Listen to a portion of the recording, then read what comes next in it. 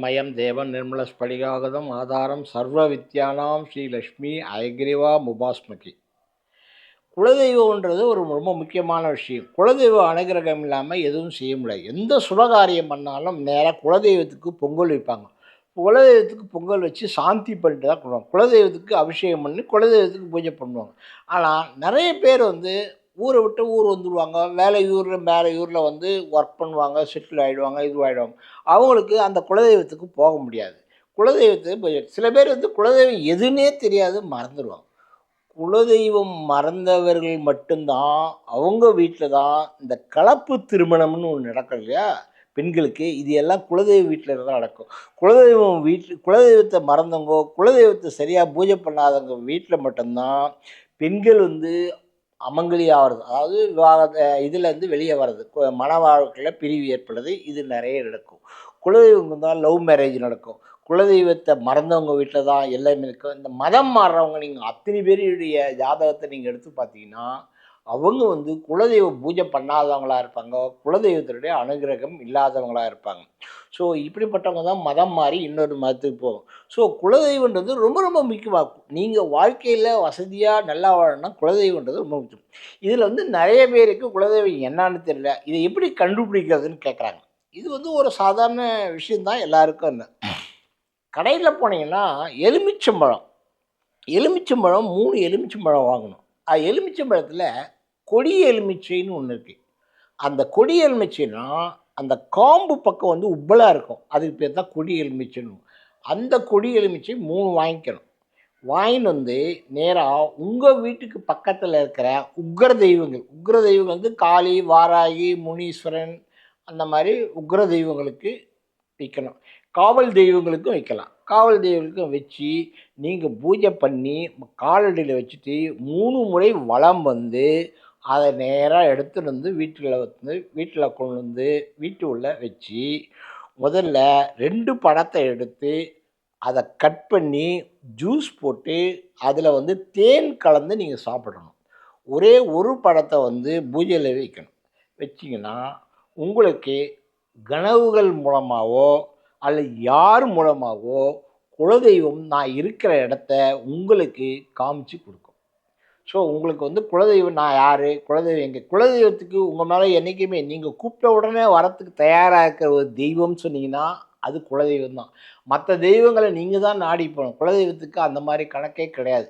நீங்கள் கூட்டி மனசில் வேண்டிக்கின்னு கூப்பிட்டீங்கன்னா உடனே அது உடனே வருது. நீங்கள் எந்த கஷ்டங்கள், எவ்வளவு பிரச்சனைகள் எங்கே இருந்தாலும் சரி, எந்த கோடியில் இருந்தாலும் சரி, நீங்கள் அந்த குலதெய்வத்தை நினச்சி இந்த கஷ்டத்தை எனக்கு நிவர்த்தி பண்ணி கொடுன்னா அது பாகுபாடு இல்லாமல் தன்னுடைய குழந்தைக்கு ஒரு கஷ்டம் வரக்கூடாதுன்றதுக்காக ஓடி உதவி செய்யக்கூடியது அது. ஒவ்வொருத்தர் ஒரு மாதிரி குலதெய்வம் கண்டுபிடிக்கிறாங்க. இது ஒரு மெத்தடு. இன்னொரு மெத்தடு எப்படின்னா, வாழைப்பழம் வெள்ளிக்கிழமையும் அமாவாசை அன்னைக்கும் வாழைப்பழம் நம்ம வாங்கி ஒரு சீப்பு வாழைப்பழம் வாங்கி பசுமாட்டுக்கு கொடுத்து அந்த பசுமாடை கையெடுத்து கும்பிட்டு வேண்டிட்டு என்னுடைய குலதெய்வத்தை நீங்கள் காமிச்சு கொடுன்னு சொல்லி வேண்டிங்கன்னா அதன் மூலமாக உங்களுக்கு கிடைக்கும். எப்படின்னா கனவு மூலமாகவோ இல்லை யார் மூலமாகவோ இந்த இடத்துல குலதெய்வம் இருக்குது, நீங்கள் பூஜை பண்ணுங்க, இதை பண்ண சாமியார் மூலமாக யார் மூலமாகவும். சில பேர் குறி சொல்கிறவங்க ரொம்ப கரெக்டாக சொல்லுவாங்க, இந்த இடத்துல உங்களுக்கு குலதெய்வம் இருக்குது, இந்த ஆத்தங்கரையில் இருக்கணும். இவன் ஜாதகம் பார்க்குறவங்களே சொல்லுவாங்க 5 குடையவன் எந்த இடத்துல இருக்கானோ அதை வச்சு இந்த ஆத்தங்கரையில் இருக்குது, குளத்தங்கரையில் இருக்குன்னு சொல்லுவாங்க. ஜோதிடர்கள் ஒருத்தருக்கும் ஒரு அப்ராக்சிமேட்டாக ஒரு அவுட்லைன் கொடுத்துருவாங்க. இந்த இடத்துல இந்த மாதிரி இடத்துல இருக்குது, இவ்வளோ தூரத்தில் கிட்டத்தில் இருக்கா, தூரத்தில் இருக்கா, அதையும் சொல்லிவிடுவாங்க. அதையும் பார்த்து நீங்கள் குலதெய்வத்தை நீங்கள் கண்டுபிடிக்கணும். குலதெய்வம் கண்டுபிடிச்சி குலதெய்வத்துக்கு நீங்கள் பூஜை கட்டாயம் பண்ணணும். சரி, நிறைய மெத்தட் இருக்குங்க. அதில் டெய்லி காமாட்சி விளக்கு வச்சு அந்த காமாட்சி விளக்கில் தீபம் ரெகுலராக போட்டு நீங்கள் குலதெய்வத்தை வேண்டும். 48 நாள் கண்டினியூஸாக இருக்கணும். நான் சொல்கிறது, நீங்கள் சொல்கிறது இப்போ எல்லாரும் யூஸ் பண்ணுறது கஜலட்சுமி விளக்கு. கஜலட்சுமி விளக்குன்றது 2 யானை வச்சு நடுவில் லட்சுமி உட்காந்துற மாதிரி இருக்குது, அது கிடையாது. காமாட்சி விளக்குன்றது கரும்பு வச்சுருக்கோம், அது ஊருடைய குலதெய்வம் மாதிரி இருக்கும். அந்த கரும்பு வச்சு அது பண்ணணும். இது பித்தளையை விட காப்பரில் நீங்கள் பண்ணிங்கன்னா ரொம்ப சீக்கிரம் வேலை செய்யும். சில்வர் மீன்ஸ் வெள்ளி. வெள்ளியில் விளக்கில் வச்சு பண்ணிங்கன்னா உடனே வேலை செய்யும், ரொம்ப குயிக்காக வேலை செய்யும். இதை நீங்கள் பண்ணி ரெகுலராக 48 நாள் கண்டினியூஸாக பூஜை பண்ணினா இந்த 48 நாளுக்குள்ளே உங்களுக்கு நான் எங்கே இருக்கிறேன், யார் மூலம் எனக்கு தரணும்னு அனைத்தும் கம்ப்ளீட்டாக உங்களுக்கு சொல்லி கொடுத்து உங்களை வந்து அது இடத்துக்கு வரவழைச்சி உங்களுக்கு பூஜை செய்வோம். சில பேர் என்ன பண்ணுவாங்க, குலதெய்வத்தை வேண்டிக்குவாங்க. குலதெய்வத்தை வேண்டிட்டு என்ன பண்ணுவாங்க, கிராம்பு, ஏலக்காய், பச்சை கற்பூரம், வசம்பு, இந்த மாதிரி சில தெய்வீக அம்சங்கள் இருக்குது. ருத்ராட்சம், மஞ்சள், குங்குமம், விபூதி, இது எல்லாம் போட்டு ஒரு மூட்டை மாதிரி கட்டி அந்த மூட்டையை கட்டி வாசல் பக்கம் உள் பக்கத்தில் மேல் பக்கம் மாட்டி வச்சுருவாங்க. மாட்டி வச்சுட்டாங்கன்னா அந்த குலதெய்வம் உங்களுக்கு எங்கே இருந்தாலும் அது இடத்துல வந்து உங்களுக்கு காமிச்சு கொடுக்கும். அமாவாசை அன்னைக்கு ரெகுலராக குலதெய்வம் வீட்டுக்கு வரும். நீங்கள் எப்போவுமே நாட்டுக்கும் அமாவாசை அன்னைக்கு பித்திருக்களும் வருவாங்க, குலதெய்வம் வருவாங்க. அமாவாசை அன்னைக்கு வீட்டு வாசப்படியில் கட்டாயம் ஒரு டம்ளரில் தண்ணி வைக்கிற, கண்ணாடி டம்ளர் வைக்க வேண்டாம்.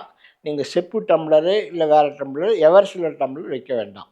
இல்லை செப்பு டம்ளரு இல்லை பித்தளை டம்ளரில் தண்ணி வச்சு நீங்கள் அதை பண்ணிங்கன்னா காலையில் வந்து பார்த்தீங்கன்னா அந்த தண்ணி அப்படியே இருந்ததுன்னா உங்களுக்கு குலதெய்வத்தினால எந்த பிரச்சனையும் கிடையாது. குலதெய்வம் வந்து போச்சுன்னு உங்களுக்கு ஒரு அடையாளம்.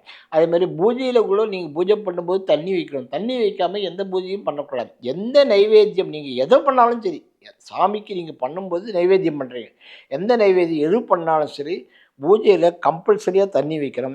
அதே மாதிரி சில பேர் அந்த அந்த தண்ணியை எடுத்துகிட்டு ஒரு சின்ன இதில் வச்சு ஒரு 3 தடவை கீழே அப்படியே இது பண்ணுவாங்க.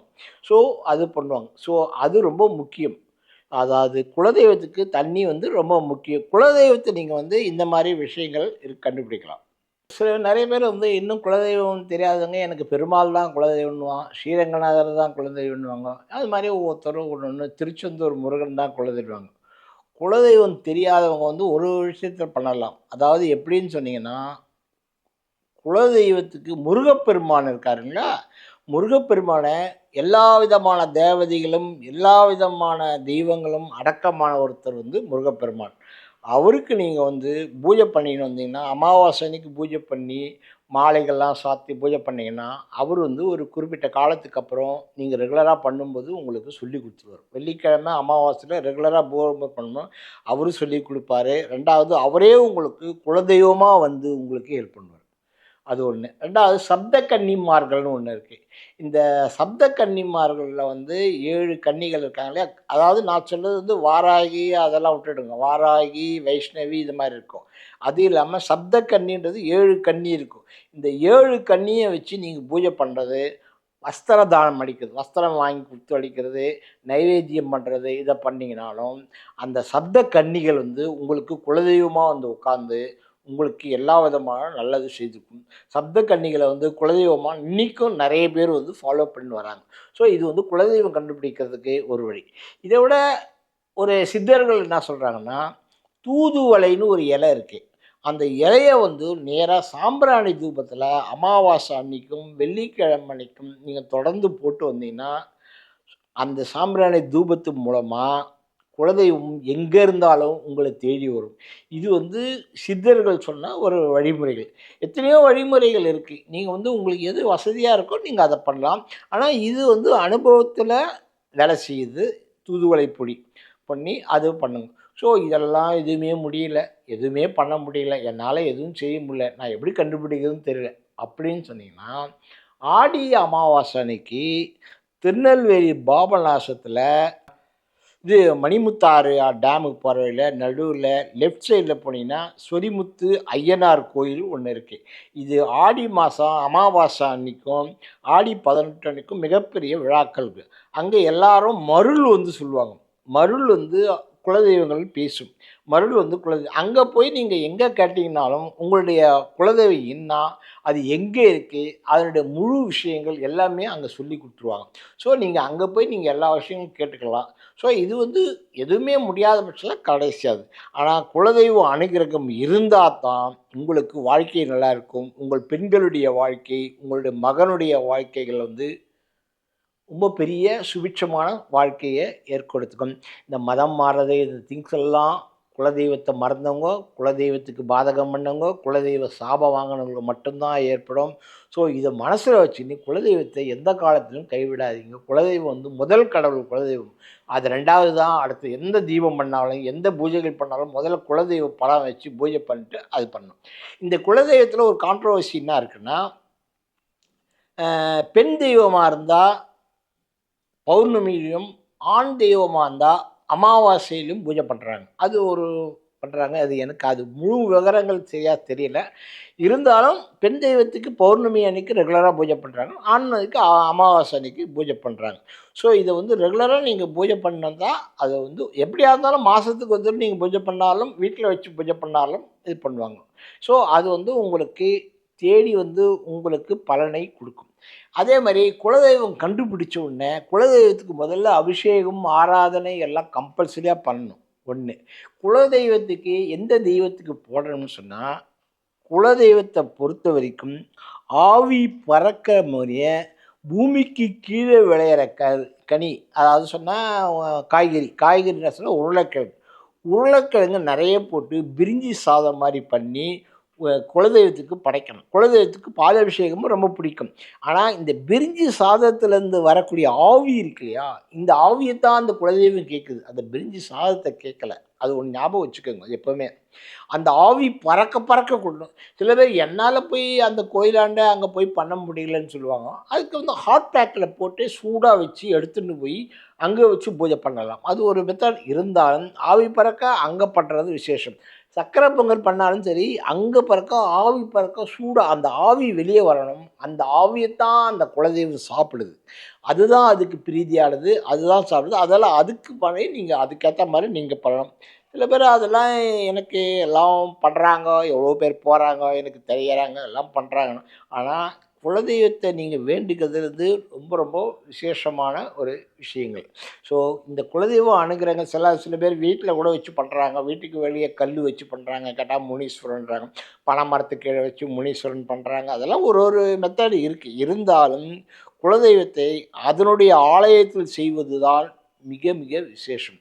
குலதெய்வத்தை எந்த காலத்திலும் கைவிட்டுடாதீங்க. அது மாதிரி உங்களுக்கு பலன் கொடுக்கக்கூடிய முதல் தெய்வம் அதுதான்.